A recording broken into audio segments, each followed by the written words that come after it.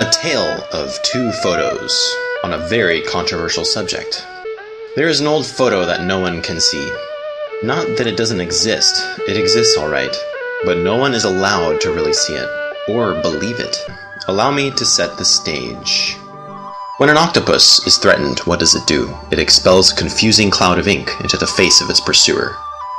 The octopus is there, but becomes invisible behind its cloud of ink while it escapes. There exist two virtually identical photos. The first, a damaged old-looking sepia shot. It was printed in a Believe It or Not type book in the US, according to people who owned a copy or read it, published sometime between the 1950s and 60s. Then in the 90s, this amazing photo got scanned and put on the internet in plain sight. Nevertheless, today, very few people can see it for what it really is, because of obfuscation and a doppelganger photo, which is German for a double or look-alike, an impersonator. This is the doppelganger photo, a yellowish, virtually identical imitation of the sepia original. Most people don't know its origin, so let's compare the two pictures together. The first we'll call the real sepia shot, and the second, the fake yellow shot. Two virtually identical photos? Yes.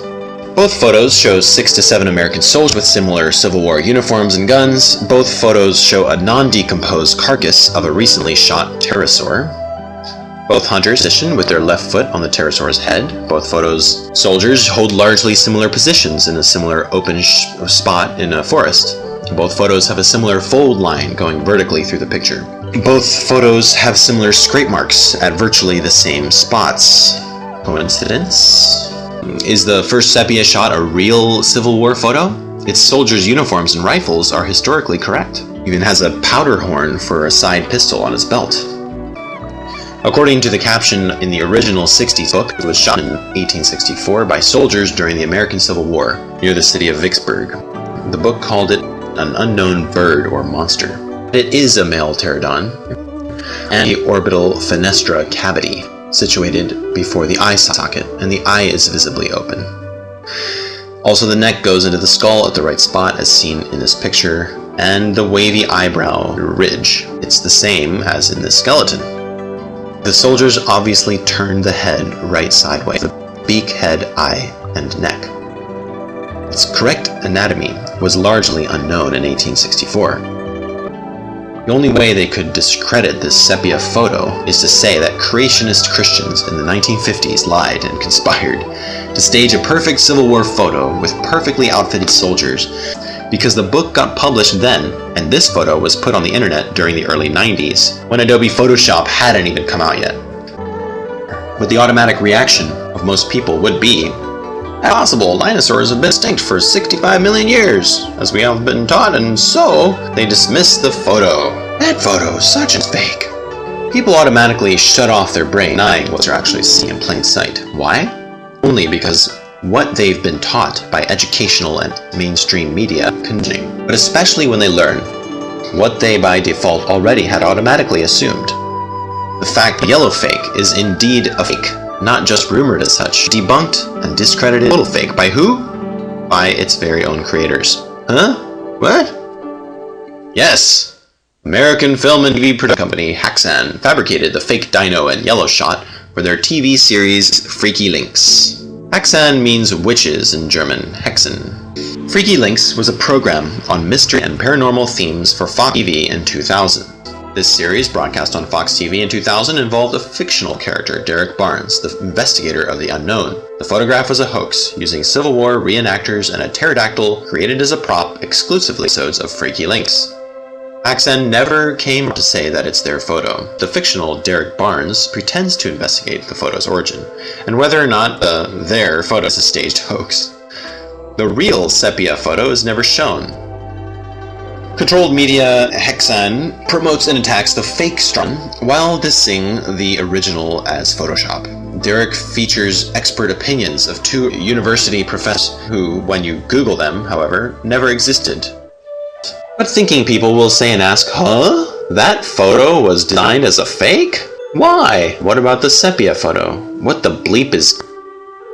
Good questions. But the real question is, why did Haxan not use the original, older, clearer sepia Civil War photo with the far more convincing, really freaky, canoe-winged real pteranodon? If they really wanted to make a lucrative, convincing Freaky Links show about genuine mysteries, they should have used the original genuine photo instead. Why in the world did they go through all that trouble to create an imitation of the photo, plus a fake monster, and a lousy one at that, to base their TV show on? The main purpose was to eclipse the original evidence. Why? To make that sepia shot disappear out of public mind, and replace it by a known fake, just as a magician conjures away a ball in plain sight while you're watching his hands in order to replace it with another one somewhere else. Smart, no? There's another photo in another mystery book. Just like the sepia pteranodon shot, although not as clear, this amazing photo is yet another instance of obfuscation. It's a small picture of an anatomically correct rhamphorhynchoid pterodactyl, also printed long before the days of PCs and Photoshop, but still they call it a Photoshop fake. The first Sepia 60s book, according to the testimonies of many Americans, seems to have fully vanished from circulation and libraries, as if it was purged, like in the Soviet Union in the days of Stalin. Weird. And why is that pteranodon so dangerous? Because you and many others might wake up out of your false conditioning, the evolution paradigm you have been, may I say it, brainwashed with. Most of the huge big dinosaurs died during the deluge or flood. We find thousands of skeletons in massive graveyards all over the world, where their dead carcasses floated and converged together and sank. Then they were buried under layers of sediments. On board of Noah's Ark were also small dinosaurs or baby dragons, but many of these are hunted by fearful men and other animals. St. George killed one. Danish King Marvis was swallowed up by one. Only few grew into big-sized dragons, as seen by many people, like Alexander the Great, Nebuchadnezzar, Herodotus, Chinese kings and people, as well as many others throughout history, until most of them became extinct. A change of paradigm. At the occasion of Darwinian Centennial at Chicago in 1959, a prominent evolutionist, Sir Julian Huxley Thomas's grandson, expressed, "Evolution has no room for the supernatural. The earth and its inhabitants were not created. They evolved. We all accept the fact of evolution. Evolution of life is no longer a theory." In the beginning, God created the heaven and the earth. Genesis 1:1.